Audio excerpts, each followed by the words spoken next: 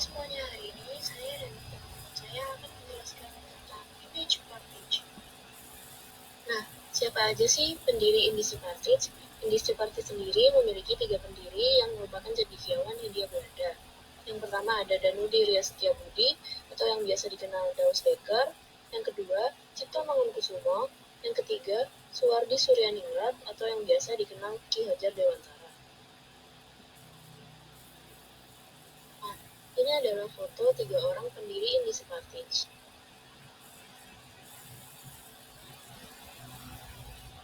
Apa sih yang melatar belakangi didirikannya industri partage sendiri?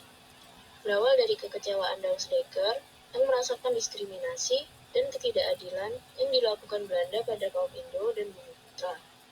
Daus Becker memiliki pendapat bahwa kaum Indo dan kaum Indo asli ini harus bekerja sama. Ini adalah beberapa informasi terkait industri partage. Yang pertama, industri partage didirikan pada tanggal 25 Desember 1912. Yang kedua, organisasi ketiga setelah Budi Utomo dan Serikat Islam. Yang ketiga, organisasi politik ini merupakan organisasi politik pertama yang berperan dalam pergerakan kemerdekaan Indonesia. Yang keempat, industri partage ini pengaruhnya cukup besar untuk pergerakan nasional Indonesia.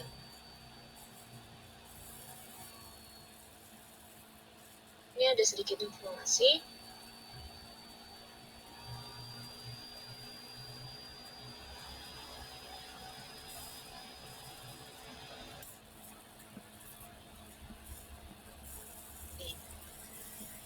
Industri partage itu ngapain aja sih? Programnya tuh apa sih? Yang pertama, menerapkan sistem radikal. Yang kedua, partisipasi politik kolonial. Yang ketiga, berusaha mendapatkan hak bagi orang Hindia. Yang keempat, memberantaskan segala kerusuhan dan membangun kedamaian. Yang terakhir yaitu melakukan reformasi politik.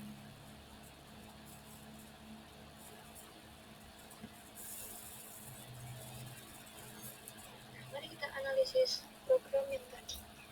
Nah, programnya itu efektif nggak sih? Yang pertama ada sistem radikal. Menurut saya sistem radikal ini berdampak buruk karena mengajarkan intoleransi terhadap keyakinan dan pemahaman orang lain yang berbeda dengan kita, dengan cara tidak menghargai dan tidak menghormati orang lain. Yang kedua ada partisipasi politik kolonial, yaitu sekelompok negara atau orang yang dipimpin dengan satu kekuatan politik. Contohnya seperti raja di kerajaan. Sistem ini dapat mengganggu perdagangan dan perekonomian, karena perdagangan dan perekonomian akan dimonopoli oleh raja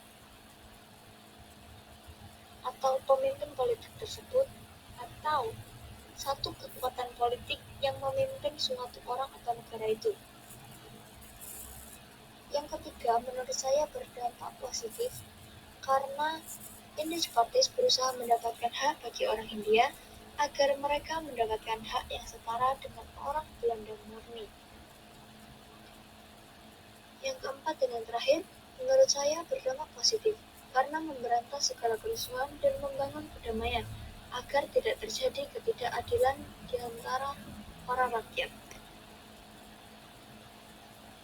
Nah, lalu yang kelima, reformasi politik, yaitu menjadi negara yang lebih demokratis, yaitu pemilu yang dipimpin oleh rakyat dan suara berasal dari rakyat.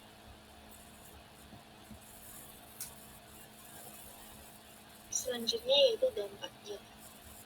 Yang pertama, kuno, yaitu memperkuat daya tahan rakyat India dengan mengembangkan individu ke aktivitas yang lebih besar secara teknis dan memperkuat kekuatan batin dalam soal kesusilaan.